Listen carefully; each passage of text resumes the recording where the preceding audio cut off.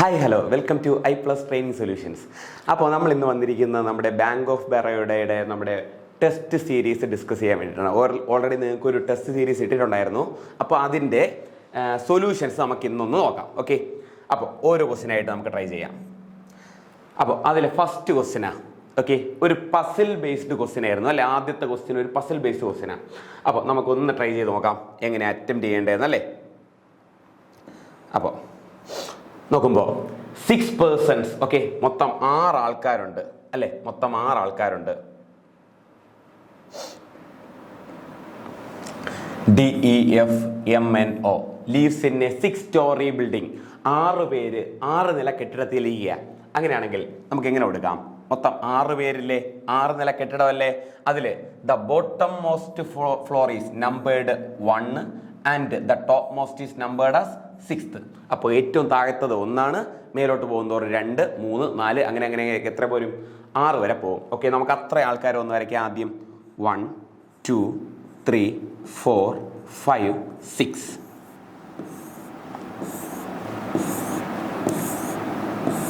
Okay, വരച്ചു. ഈസിയാണ്, ചെയ്യാൻ പറ്റും അല്ലേ. കുറേ നമുക്ക് എത്ര പോസിബിലിറ്റി ഉണ്ട് അത്രയും പോസിബിലിറ്റി വരയ്ക്കാൻ കണക്കാക്കി നമ്മൾ എന്ത് ചെയ്തു? 6 നില കെട്ടിടത്തിൻ്റെ വരച്ചു വെച്ചു. ഇനി ബാക്കി എന്താ പറയുന്നത്? F leaves 2 floors above N. N ഉണ്ടെങ്കിൽ Nൻ്റെ 2 floor above ആണ് ആര്? F. അങ്ങനെയാണെങ്കിൽ 1 2 2 floor above N. ഓക്കെ, Nൻ്റെ 2 floor above ആണ് F. ക്ലിയർ? അപ്പോൾ ആദ്യത്തെ സെന്റൻസ് ആയേ. അടുത്ത് M leaves just below O. ഓയിൻ്റെ തൊട്ട് താഴെയാണ് M. അപ്പോൾ ഓയിൻ്റെ തൊട്ട് താഴെയാണ് M. നമുക്ക് ഇതെടുത്തതിൽ കൊടുക്കാൻ പറ്റുമോടാ? ഇല്ല, കൊടുക്കാൻ പറ്റില്ല. കാരണം ഇങ്ങനെ കൊടുത്തു കഴിഞ്ഞാൽ നമുക്ക് ഒരുപാട് പോസിബിലിറ്റി വരും അല്ലേ. അപ്പം നമ്മൾ ആദ്യം എന്ത് ചെയ്യും? ജസ്റ്റ് അവന്മാരെ നമുക്ക് അറിയാവുന്നവന്മാരെല്ലാം നമ്മളിങ്ങനെ മാറ്റി വെച്ചിട്ട് ഒരുമിച്ചെടുത്ത് നമുക്ക് എന്ത് ചെയ്യും? ഒരുമിച്ച് വേണം എടുത്ത് നമുക്ക് കൊടുക്കാനായിട്ട്. അപ്പോൾ ഒന്ന് അറേഞ്ച് ചെയ്യണം അല്ലേ. ആദ്യം നമുക്ക് ഇതിൽ വെച്ചിട്ട് ഏതൊക്കെ കൊടുക്കാൻ പറ്റുമെന്ന് നോക്കി അറേഞ്ച് ചെയ്തിട്ട് വേണം നമ്മൾ ഇതിലെടുത്ത് അപ്ലൈ ചെയ്യാനായിട്ട്. അപ്പോൾ ആദ്യം എനിക്ക് അപ്ലൈ ചെയ്യാൻ പറ്റില്ല, അതുകൊണ്ട് ഞാൻ വരച്ചു. രണ്ടാമത്തേന് വരച്ചു. M leaves just below O. ഓയിൻ്റെ തൊട്ട് താഴെയാണ് ആരാ? നമ്മുടെ M വന്നിരിക്കുന്നത്. O leaves on a prime numbered floor. O ഉള്ളത് എവിടെയാ? ഒരു പ്രൈം നമ്പേർഡ് ഫ്ലോറിലാണ്. അപ്പോൾ ഈ പ്രൈം നമ്പേർഡ് ഫ്ലോർ എന്ന് പറയുന്നത് ഏതാ? പ്രൈം എന്ന് പറയുന്നത് ഏതൊക്കെയാ? ഏറ്റവും ചെറിയ പ്രൈം 2, 3, 5, 7 ഇങ്ങനെ പോകുന്ന നമ്പേഴ്സാണ് നമ്മുടെ പ്രൈം എന്ന് പറയുന്നത് അല്ലേ. അപ്പോൾ ഇതിൽ മൊത്തം 6 ഫ്ലോർ അല്ലേ ഉള്ളൂ. അങ്ങനെയാണെങ്കിൽ അതിന് എവിടെയൊക്കെ ഇരിക്കാം? 7 ഉണ്ടോ? ഇല്ല. 2-ലിരിക്കാം, 3-ലിരിക്കാം, 5-ലിരിക്കാം. നമുക്ക് കൊടുക്കാമല്ലോ. അപ്പോൾ ആദ്യം ഓക്കെ എവിടെ ഇരിക്കാം? 2-ലിരിക്കാമല്ലോ. ഓ ഇവിടെ വന്നാൽ M എവിടെ വരും? തൊട്ട് താഴെ വരും. ക്ലിയർ? 1. അടുത്ത് എവിടെ വരാം? ഓയ്ക്ക് ഓയ് 2-ലിരിക്കാം, അടുത്ത് 3-ലിരിക്കാം. ഓ ഇവിടെ വന്നു കഴിഞ്ഞാൽ M എവിടെ വരും? ഇവിടെ വരും. അടുത്ത് എവിടെ ഇരിക്കാം? 5-ലിരിക്കാമല്ലോ. ഓയ്ക്ക് 5-ലിരിക്കാം. അങ്ങനെയാണെങ്കിൽ M എവിടെ വരും? ഇവിടെ വരും. 3 പോസിബിലിറ്റി വരച്ചല്ലോ. Easy easy. ആദ്യത്തെ അത്രയും സെന്റൻസ് വായിച്ചു, നമ്മൾ ഇത്രയും പോസിബിലിറ്റി വരച്ചു. ഓക്കെ, അപ്പോൾ അടുത്തെന്താ? E leaves below F. E leaves below F but above D. എഫിൻ്റെ താഴെയാണ് നമ്മുടെ ആര്? E ഇരിക്കുന്നത്. അതുപോലെ above D, ഡിൻ്റെ മേലോട്ടാണ് നമ്മുടെ E ഇരിക്കുന്നത്. എഫിൻ്റെ താഴോട്ടാണ് E, അതുപോലെ ഡിൻ്റെ മേലോട്ടാണ് E.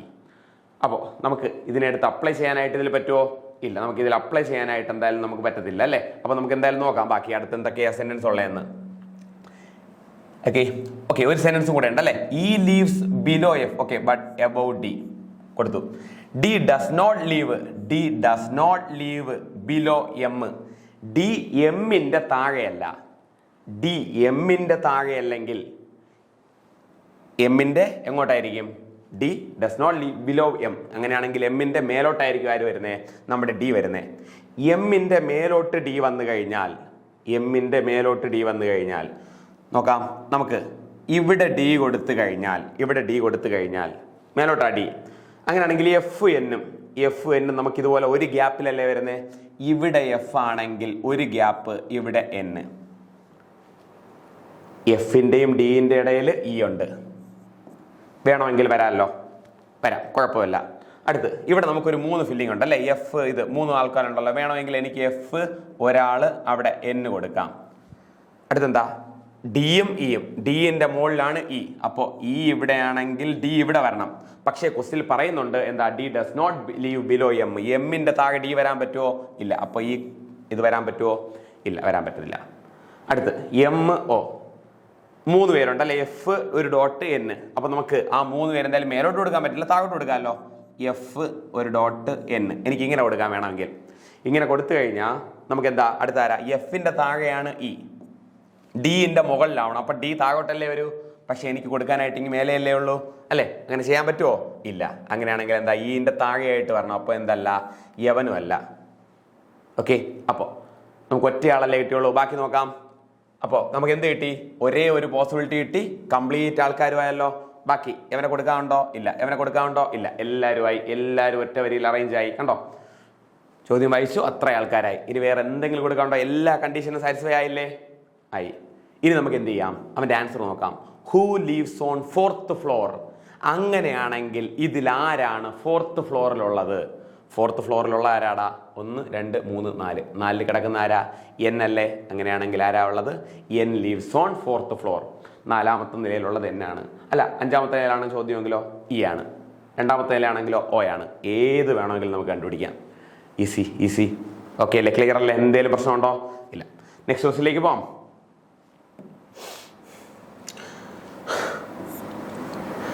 ഓക്കെ,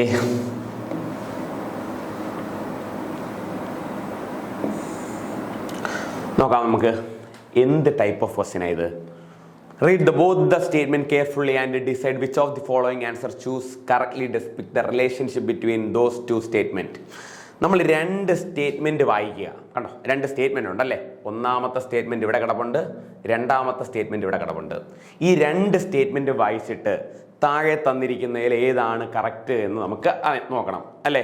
അപ്പോൾ നോക്കാം. ഇതിൽ എന്താ, കോസ് ആൻഡ് എഫക്റ്റ് വരുന്ന ക്വസ്റ്റ്യൻ ആണ് അല്ലേ. എന്താണ് കോസ് ആൻഡ് എഫക്റ്റ്? 1ാമത്തെ ഓപ്ഷൻ എന്താ, statement 1 is the cause and statement 2 is the effect. 1ാമത്തതാണ് കാരണം, 2ാമത്തെയാണ് അത് എഫക്റ്റ് ചെയ്യുന്നത് ഇത് അല്ലേ. ഇതിൽ എന്താ, 2ാമത്തെയാണ് നമ്മുടെ കോസ്, 1ാമത്തെ സ്റ്റേറ്റ്മെന്റ് ആണ് അതിന്റെ എഫക്റ്റ് ആയിട്ട് സംഭവിക്കുന്നത് അല്ലെ. അപ്പൊ ഇതിലേതാണ് കോസ്, ഏതാണ് എഫക്റ്റ്? അല്ലെങ്കിൽ അവന്മാർ 2 പേരും തമ്മിൽ ബന്ധമൊന്നും ഇല്ലേ, അല്ലെങ്കിൽ അവന്മാർ 2 പേരും തമ്മിൽ എന്താ റിലേറ്റഡ് അല്ലെങ്കിൽ ഇത്, അല്ലെങ്കിൽ 2 പേരും ഒരേ സാധനത്തിന്റെ കോമൺ എഫക്റ്റ് ആണ് എന്നൊക്കെ നമ്മൾ പറയാൻ വേണ്ടിയിട്ടാണ് നമ്മൾ ഇതുപോലത്തെ ചോദ്യങ്ങൾ ഉണ്ടാക്കുന്നത്.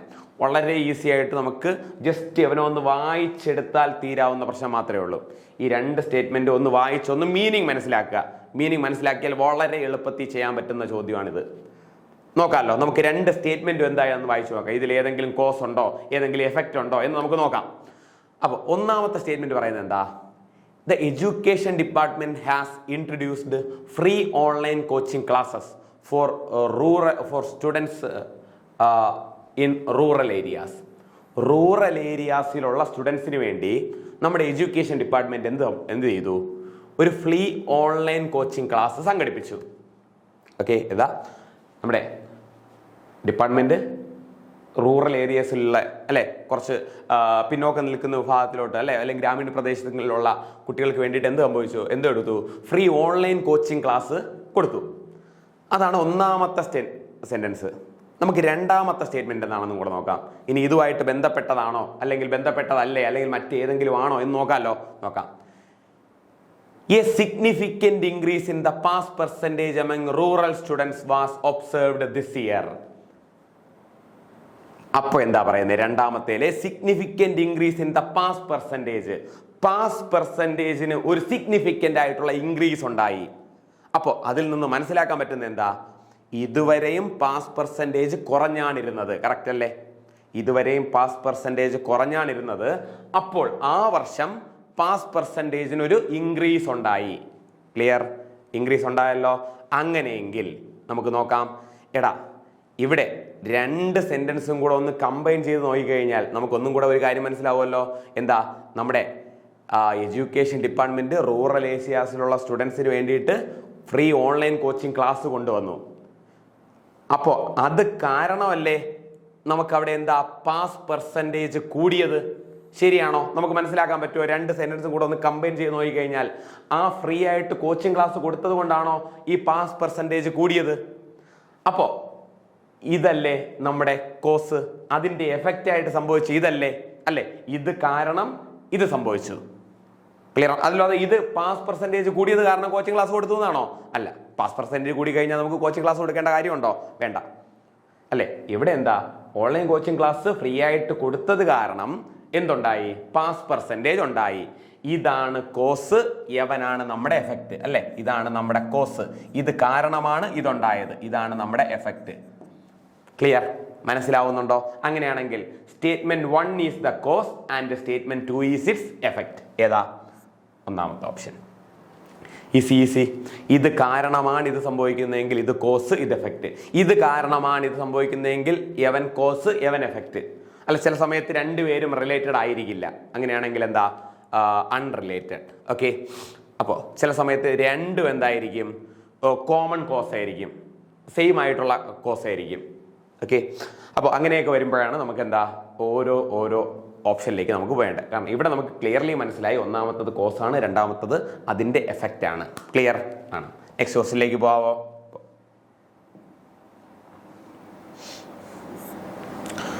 മൂന്നാമത്തെ ചോദ്യത്തിലേക്ക് പോവാം. ഓക്കെ, മൂന്നാമത്തെ ചോദ്യം എന്താ പറയുന്നേ? Okay, a large number of students fail to clear competitive exams despite attending coaching classes. ഒരു സ്റ്റേറ്റ്മെന്റ് പറയുകയാണ്. അപ്പോൾ വീണ്ടും സ്റ്റേറ്റ്മെന്റും കൈസ് ഓഫ് ആക്ഷൻ, അതുമായിട്ട് ബന്ധപ്പെട്ട കുറച്ച് കൈസ് ഓഫ് ആക്ഷനുമാണ്. ഇതിൽ ഏതൊക്കെയാണ് ഫോളോ ചെയ്യുന്നത്, ഫോളോ ചെയ്യാത്തതെന്നാണ് നമുക്ക് നോക്കേണ്ടേ. ഒരു സ്റ്റേറ്റ്മെന്റ് ഉണ്ട്, 2 കോഴ്സ് ഓഫ് ആക്ഷൻ. ഈ സ്റ്റേറ്റ്മെന്റ് കാരണം നമ്മൾ എടുത്ത 2 തീരുമാനങ്ങൾ ഇവിടെ കൊടുത്തിട്ടുണ്ട്. അപ്പോൾ ഇതിൽ ഏതൊക്കെ തീരുമാനമാണ് കറക്റ്റ്, അല്ലെ? ഇത് കാരണം ഉണ്ടായിട്ടുള്ള ഏതൊക്കെ തീരുമാനമാണ്, ഏതൊക്കെ ആക്ഷനാണ് കറക്റ്റ് എന്നാണ് നമുക്ക് നോക്കേണ്ടത്. ചില സമയത്ത് ഒന്ന് മാത്രമേ ഇതാണോ, ചില സമയത്ത് 2 മാത്രമേ ഇത് കാണൂ, ചില സമയത്ത് 2 പേരും ഫോളോ ചെയ്യും, ചില സമയത്ത് 2 പേരും ഫോളോ ചെയ്യില്ല. അങ്ങനെ വരുമ്പോഴാണ് എന്താ നമ്മൾ ഈ ഓരോരോ ഓപ്ഷനിലേക്ക് പോകേണ്ടത്. നോക്കാമല്ലോ. ആദ്യം നമുക്ക് എന്താ സ്റ്റേറ്റ്മെന്റ് ഒന്ന് ക്ലിയർ ആയിട്ട് വായിച്ചു നോക്കാം. A large number of students fail to clear competitive exam despite attending coaching classes. Coaching classes ഇല്ലാത്തത് കാരണം ഒരുപാട് കുട്ടികൾ എന്താവുന്നു? ഫെയിലാകുന്നു. കോമ്പറ്റീറ്റീവ് എക്സാമിൽ എന്താ വിൻ ചെയ്യാൻ ഫെയിലാകുന്നു എന്നല്ലേ പറയുന്നേ? എന്തില്ലാത്തത് കാരണം? നമ്മുടെ കോച്ചിങ് ക്ലാസ്സസ് ഇല്ലാത്തത് കാരണം. അങ്ങനെയെങ്കിൽ കോച്ചിങ് ക്ലാസ്സസ് കൊടുത്തു കഴിഞ്ഞാൽ ഇവൻ എന്താവും? കോച്ചിങ് ക്ലാസ്സസ് കൊടുത്തു കഴിഞ്ഞാൽ എന്താവും? ഇവൻ പാസ് കൂടുമല്ലോ, അല്ലേ? കൂടുമായിരിക്കും, അല്ലേ? നമുക്കറിയാം. അപ്പോൾ കോച്ചിങ് ക്ലാസ്സസ് ഇല്ലാത്ത കാരണം ഫെയിൽ ആകുന്നു എന്നാണ് നമ്മുടെ സ്റ്റേറ്റ്മെന്റ്. അപ്പോൾ നമുക്ക് ഓരോ കൈസ് ഓഫ് ആക്ഷനും ഒന്ന് നോക്കാം. ഇതുമായിട്ട് ബന്ധപ്പെട്ട ആക്ഷൻസ് എന്താണെന്ന് നോക്കാം. Coaching institute should be regulated to ensure the quality of teaching. അപ്പോൾ കോച്ചിങ് ഇൻസ്റ്റിറ്റ്യൂട്ട് അതുകൊണ്ട് എന്ത് ചെയ്യണം? Should be regulated to ensure the quality of teaching. Quality of teaching regulate ചെയ്യാനായിട്ട് അവർ സ്ട്രിക്റ്റ് ആയിട്ട് എന്ത് ചെയ്യണം? എന്തെങ്കിലും മാർഗങ്ങൾ കൊണ്ടുവരണം, അല്ലെ? അത് കറക്റ്റായിട്ട് റെഗുലേറ്റ് ചെയ്യണം. ക്വാളിറ്റി ഓഫ് ടീച്ചിങ്ങിന് വേണ്ടിയിട്ട് അവർ കറക്റ്റായിട്ട് അതിനെ റെഗുലേറ്റ് ചെയ്തിരിക്കണം. കോച്ചിങ് ക്ലാസ്സസ് എല്ലാം നന്നായിട്ട് നടക്കുന്നുണ്ട് എങ്കിൽ, നല്ല വിദ്യാഭ്യാസം അവർക്ക് കിട്ടുന്നുണ്ട് എങ്കിൽ പിന്നെ അതിനെ റെഗുലേറ്റ് ചെയ്തുകൊണ്ടിരിക്കേണ്ട കാര്യമുണ്ടോ? നന്നായിട്ട് നടത്തിക്കൊണ്ടിരിക്കുന്ന ഒരു സ്ഥാപനം, അല്ലെ? അതിനെ വീണ്ടും റെഗുലേറ്റ് ചെയ്യേണ്ട കാര്യമുണ്ടോ? ഇല്ല. അത് മോശമായത് കാരണമാണ് അതിനെ റെഗുലേറ്റ് ചെയ്യേണ്ടി വന്നത്. അതുകൊണ്ടല്ലേ ഇവിടെ അവർ ഫെയിലായത്? അവർ ഫെയിലായതിൻ്റെ കാരണമല്ലേ ഒന്നിത്, അല്ലേ? അങ്ങനെയാണെങ്കിൽ നമുക്ക് അത് മെച്ചപ്പെടുത്തി കഴിഞ്ഞാൽ കുട്ടികളുടെ നിലവാരവും കൂടുമല്ലോ, അല്ലേ? ഇത് മെച്ചപ്പെടുത്തി കഴിഞ്ഞാൽ എന്തുണ്ടാവും? അവരുടെ ഫെയിൽ പെർസെൻറ്റേജ് കുറയുമല്ലോ, കുറയും. അപ്പോൾ ഇത് വരാമല്ലോ. ഒന്ന് ഫോളോ ചെയ്യാൻ കാരണം ഇവൻ റെഗുലേറ്റ് ചെയ്ത് കഴിഞ്ഞാൽ നമുക്ക് എന്തുണ്ടാവും? ഇതിൻ്റെ ഫെയിലാവുന്നത് കുറച്ച് അല്പമെങ്കിലും കുറയും, അല്ലെങ്കിൽ കുട്ടികളുടെ പഠനം ഇമ്പ്രൂവ് ആവും. ഉറപ്പാണ്, ശരിയാണ്. അപ്പോൾ ഒന്നാമത്തത് വരുമല്ലോ, ഉറപ്പായിട്ടും വരും, അല്ലേ? ഇതൊരു കൈസ് ഓഫ് ആക്ഷൻ ആണ്. രണ്ടാമത്തത്, students should be encouraged to focus more on self study and time management. Coaching മാത്രം കൊടുത്താൽ മതിയോ? ആക്ച്വലി നമ്മൾ അവർക്ക് പാസ്സാകണമെങ്കിൽ കോച്ചിങ് മാത്രം കൊടുത്താൽ മതിയോ? ഇല്ല. അവർ സെൽഫ് സ്റ്റഡി കോൺസെൻട്രേറ്റ് ചെയ്യണം, അതുപോലെ ടൈം മാനേജ്മെന്റ് കോൺസെൻട്രേറ്റ് ചെയ്താലല്ലേ അവർക്ക് പാസ്സാകാൻ പറ്റുള്ളൂ, അല്ലേ? നമുക്ക് ഈ പാസ്സാകുന്ന കാര്യമാണ് പറയുന്നത്, അല്ലേ? Large number of students fail to clear competitive exam. ഒരുപാട് കുട്ടികൾ ഫെയിൽ ആകുന്നു. അപ്പോൾ അതിന് നമുക്ക് മാറ്റാനായിട്ട് നമുക്ക് എന്തൊക്കെ ആക്ഷൻസ് സ്വീകരിക്കാൻ പറ്റുമെന്നാണ്. ആദ്യത്തെ ആക്ഷൻ ഉറപ്പായിട്ടും സ്വീകരിക്കാം. കാരണം കോച്ചിങ് ഇൻസ്റ്റിറ്റ്യൂട്ടിന്റെ ക്വാളിറ്റി വർദ്ധിപ്പിച്ചാൽ ഉറപ്പായിട്ടും പഠന നിലവാരം കൂടും. അതുപോലെ കുട്ടികൾ സെൽഫ് സ്റ്റഡിയും ടൈം മാനേജ്മെന്റും നടത്തി കഴിഞ്ഞാൽ ഉറപ്പായിട്ടും കൂടുമല്ലോ അത്, അല്ലേ? എന്താ നമുക്ക് കുട്ടികൾ കൂടുതൽ പാസ്സാവുന്നത് നമുക്കാക്കാമല്ലോ, അല്ലേ? കൂടുതൽ കുട്ടികൾ പാസ്സാവുമല്ലോ, ഉറപ്പായിട്ടും ആവും. അങ്ങനെയാണ് എങ്കിൽ നമുക്ക് എന്താ, രണ്ടാമത്തതും കറക്റ്റാണ്. ഒന്നും കറക്റ്റാണ്, രണ്ടും കറക്റ്റാണ്. അങ്ങനെയാണെങ്കിൽ ഏതാ, ബോത്ത് 1 and 2 ഫോളോസ്. രണ്ടും ഫോളോ ചെയ്യുമല്ലോ. പ്രശ്നമുണ്ടോ? കണ്ടോ, ഇതാണ് നമ്മുടെ സ്റ്റേറ്റ്മെന്റ്, ഇതാണ് നമ്മൾ എടുക്കുന്ന തീരുമാനങ്ങൾ, അല്ലേ? ഈ തീരുമാനം എടുത്ത 2 തീരുമാനം ഇതിൽ നമുക്ക് എന്ത് ചെയ്യാൻ പറ്റും, ഇംപ്ലിമെന്റ് ചെയ്യാൻ പറ്റും. ശരി തന്നെയല്ലേ? അപ്പോൾ 2 തീരുമാനവും വരുമല്ലോ, വരും, ഉറപ്പാണ്. ഓക്കെയാണ്, സെറ്റാണ്. ഇതേ ടൈപ്പ് ഓഫ് ക്വസ്റ്റ്യൻ വളരെ ഈസി ആയിട്ട് നമുക്ക് ചെയ്യാൻ പറ്റുന്ന ചോദ്യമാണ്. ജസ്റ്റ് അവന്മാർ ഒന്ന് വായിച്ച ആ ഒരു മീനിങ് മനസ്സിലാക്കുക, അത്രയേ ഉള്ളൂ. വായിച്ച് മീനിങ് മനസ്സിലാക്കി കഴിഞ്ഞാൽ നിങ്ങൾക്ക് വളരെ എളുപ്പത്തിൽ നമുക്ക് എന്ത് ചെയ്യാൻ പറ്റും, സ്കോർ ചെയ്യാൻ പറ്റുന്ന ചോദ്യമാണ്. ഓക്കെ, നെക്സ്റ്റ് ക്വസ്റ്റ്യനിലേക്ക് പോകാമല്ലോ.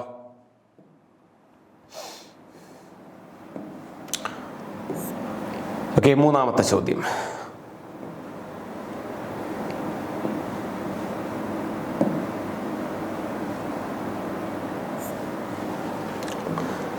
Okay, syllogism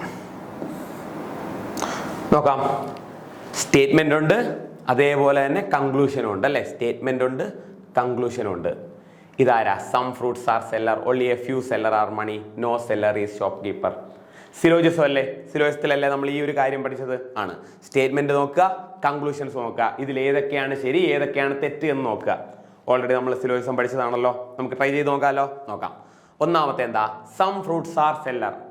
some fruits are സെല്ലറിനെ നമ്മൾ വരയ്ക്കുന്നത് എങ്ങനെയാ? സം ഫ്രൂട്ട്സ്, ഇത് കുറച്ച് ഫ്രൂട്ട്സ് ഉണ്ട്, സം ഫ്രൂട്ട്സ് ആർ സെല്ലർ, കുറച്ച് ഫ്രൂട്ട്സ് സെല്ലറാണ്. ക്ലിയർ? കുറച്ച് നമ്മൾ ഇങ്ങനെയല്ലേ വരയ്ക്കുക, സം. ഓക്കെയാണ്, കുഴപ്പമൊന്നുമില്ല. only a few seller are money, only a few seller are money, കുറച്ച് സെല്ലർ മാത്രം മണിയാണ് എന്ന് വെച്ചാൽ കുറച്ച് സെല്ലേഴ്സ് എന്തല്ല, മണിയല്ല.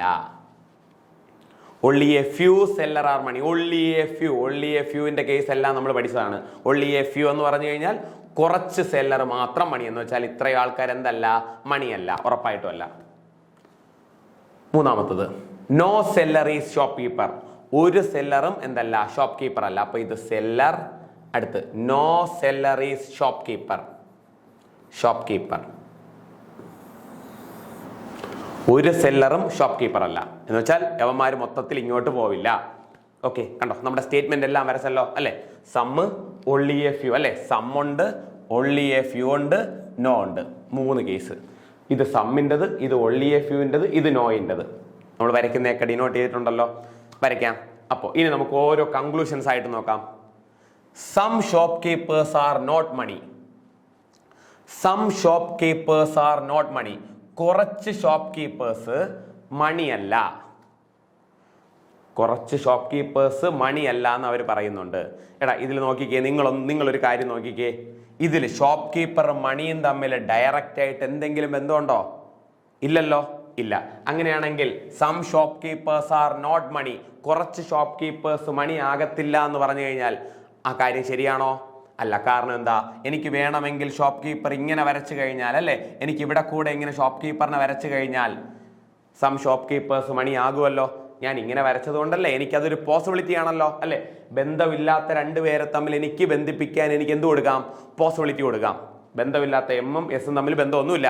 അങ്ങനെയാണെങ്കിൽ എനിക്ക് എന്താ, പോസിബിലിറ്റിയിൽ അവന്മാരെ പറഞ്ഞൂടെ? പോസിബിലിറ്റിയിൽ എനിക്ക് പറയാൻ പറ്റും. കാരണം സം ഷോപ്പ് കീപ്പേഴ്സ് മണിയാകാം. അങ്ങനെയാണെങ്കിൽ അവർ പറയുന്നത് എന്താ, some shop keepers are not money, അവർ മണി അല്ലെന്നല്ലേ പറയുന്നേ. അങ്ങനെയാണെങ്കിൽ അത് തെറ്റാണ്, ഒരിക്കലും പറയാൻ പറ്റില്ല. കാരണം പോസിബിൾ ആണ്, പോസിബിലിറ്റി വന്നാൽ പോലും അവൻ എന്താണ്, തെറ്റാണ്. ഓക്കെ, കുറച്ച് ഷോപ്പ് കീപ്പേഴ്സ് മണിയല്ല. ഓക്കെ, തെറ്റാണ്, ആ സ്റ്റേറ്റ്മെന്റ് തെറ്റാണ്. കാരണം കുറച്ച് വേണമെങ്കിൽ ആകാം, ഇങ്ങനെ വന്നു കഴിഞ്ഞാൽ ആകാമല്ലോ, ആകാം, ഉറപ്പായിട്ടും ആകാം. All seller can be money, all seller can be money, എല്ലാ സെല്ലേഴ്സിനും മണി ആകാൻ പറ്റും. All sellers can be money പറ്റൂടാ? നിങ്ങൾ തന്നെ ആലോചിച്ചേ. ഓൾറെഡി ക്വസ്റ്റ്യനിൽ പറയുന്നു കണ്ടോ, only a few seller are money എന്ന് വെച്ചാൽ സെല്ലറിലെ കുറച്ച് ആൾക്കാർ മാത്രമേ മണിയായിട്ടുള്ളൂ. എല്ലാവരും ആകുമോ? എല്ലാവരും ഒരിക്കലും ആവില്ല. കാരണം ഇത്രയും നമ്മൾ ഈ ഡാർക്ക് ചെയ്ത ഇത്രയും ആൾക്കാർ ഒരിക്കലും മണിയുടെ അകത്ത് കയറാൻ പോകുന്നില്ല. അങ്ങനെയാണെങ്കിൽ അവൻ വരുമോ? അവൻ വരില്ല. അങ്ങനെയാണെങ്കിൽ എന്താ, neither conclusion 1 nor 2 follows.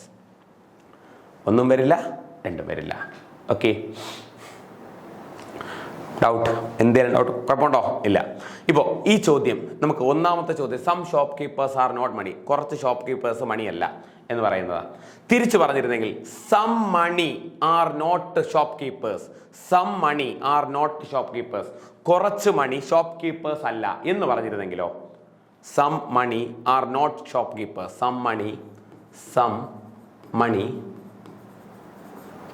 R not shop keepers എന്ന് പറഞ്ഞിരുന്നെങ്കിലോ? കുറച്ച് മണി ഷോപ്പ് കീപ്പേഴ്സ് അല്ല. എടാ നോക്കിക്കേ, ഇവിടെ സെല്ലറും ഷോപ്പ് കീപ്പറും ഒന്നും വരില്ലല്ലോ. ഷോപ്പ് കീപ്പർ സെല്ലർ അവന്മാർ ഒരിക്കലും അങ്ങോട്ടും ഇങ്ങോട്ടും പോയില്ല. അങ്ങനെയാണെങ്കിൽ ഈ സെല്ലറിന്റെ കൂടെയുള്ള ഇത്രയും എഫും സെല്ലറിന്റെ കൂടെയുള്ള ഇത്രയും എമ്മും ഒരിക്കലും ഷോപ്പ് കീപ്പറിന്റെ കൂടെ പോവില്ല. ഉറപ്പല്ലേ? അങ്ങനെയാണെങ്കിൽ എല്ലാ എമ്മും ഷോപ്പ് കീപ്പറിനാവാൻ പറ്റുമോ? ഇല്ല അല്ലേ? Some money are not shop keepers, കുറച്ച് മണി ഷോപ്പ് കീപ്പർ അല്ല. എങ്ങനെ സംഭവിച്ചാലും ഇത്രയും മണി ഷോപ്പ് കീപ്പേഴ്സ് ആവുമോ? ഇല്ല. കാരണം സെല്ലറിന്റെ കൂടെ ഇരിക്കുന്ന ഇത്രയും മണി ഒരിക്കലും എന്തായില്ല, ഷോപ്പ് കീപ്പർ ആവില്ല. എങ്കിൽ ഈ സ്റ്റേറ്റ്മെന്റ് എന്തായിരിക്കും? ശരിയായിരിക്കും. പക്ഷേ ഷോപ്പ് കീപ്പർ മണിയിലോട്ട് പോവാം, എല്ലാ ഷോപ്പ് കീപ്പർക്കും മണിയിനകത്തോട്ട് പോവാം. പക്ഷേ എല്ലാ മണിക്കും ഷോപ്പ് കീപ്പറിന്റെ അകത്തോട്ട് വരാനായിട്ട് പറ്റില്ല. എല്ലാ മണിയും ഒരിക്കലും, കാരണം ഇത്രയും മണി ഒരിക്കലും ഷോപ്പ് കീപ്പറിന്റെ അകത്തോട്ട് വരില്ല. പക്ഷേ ഷോപ്പ് കീപ്പറിന് എല്ലാവർക്കും എമ്മിലോട്ട് പോവാം, ഷോപ്പ് കീപ്പർ എല്ലാവർക്കും എഫിലോട്ട് പോവാം. പക്ഷേ എല്ലാ എഫിനും ഇതിലോട്ട് വരാൻ പറ്റില്ല, എല്ലാ എമ്മിനും ഇതിലോട്ടും വരാൻ പറ്റില്ല. Okay, clear? കുഴപ്പമുണ്ടോ? ഇല്ല. നെക്സ്റ്റ് ക്വസ്റ്റ്യനിലേക്ക് പോവാം. ഓക്കെ,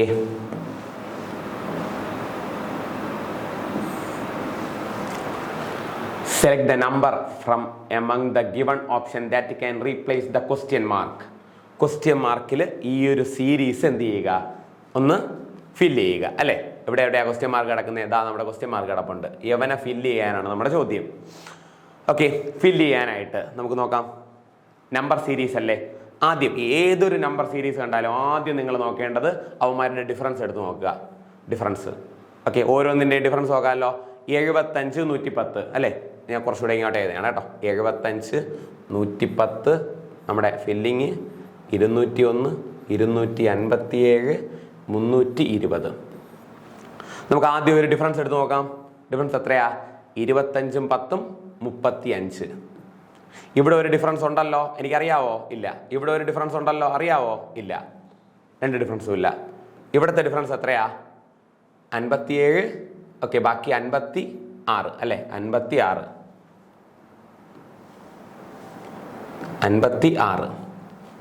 അടുത്ത് ഇവിടെ അല്ലേ?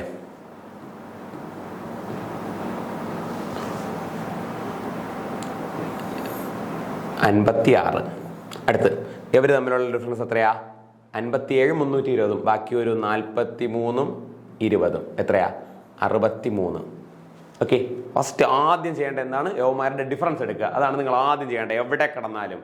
ഓക്കെ, ഇപ്പോൾ നോക്കിയേ, ആ ഡിഫറൻസ് തമ്മിൽ എന്തെങ്കിലും ബന്ധമുണ്ടോ നോക്കിയേ. ഡിഫറൻസ് എല്ലാം ചെറുതല്ലേ? വലിയ അടുത്തടുത്തുള്ള നമ്പേഴ്സ് അല്ലേ?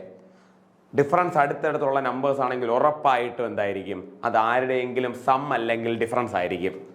അല്ല, ഡിഫറൻസ് വലിയ വലിയ നമ്പേഴ്സ് ആണെങ്കിൽ ചിലപ്പോൾ സ്ക്വയർ ആകാം, ചിലപ്പോൾ ക്യൂബ് ആകാം, അങ്ങനെ പോകുന്നതായിരിക്കും. അല്ലെങ്കിൽ മൾട്ടിപ്ലൈ ആയിട്ട് പോകുന്നതായിരിക്കും.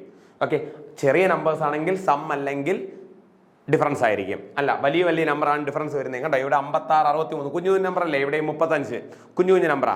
അപ്പോൾ ഡിഫറൻസ് കുഞ്ഞു ചെറിയ ഡിഫറൻസ് ആണെങ്കിൽ ആഡ് ചെയ്യുന്നതായിരിക്കും. അല്ല, ഡിഫറൻസ് വലിയ ഇതിലാണെങ്കിൽ ഇപ്പോൾ ഇത് 35 അടുത്തൊരു 130 പിന്നെ ഒരു 600 പോവുകയാണ്, അടുത്തൊരു 1000 സംതിങ് പോവുകയാണ്.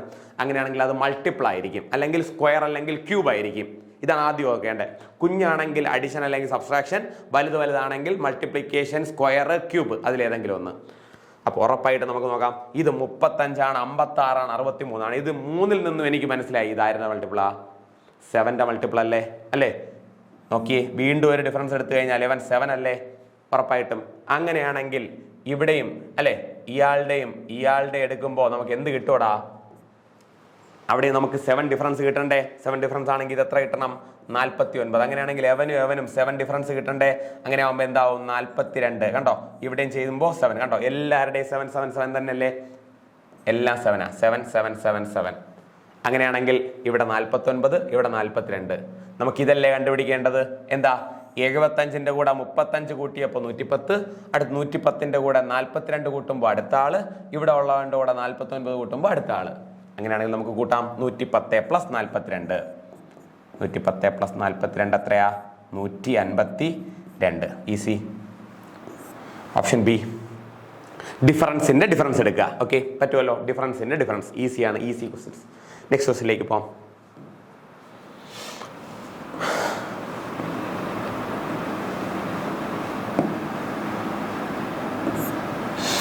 Question.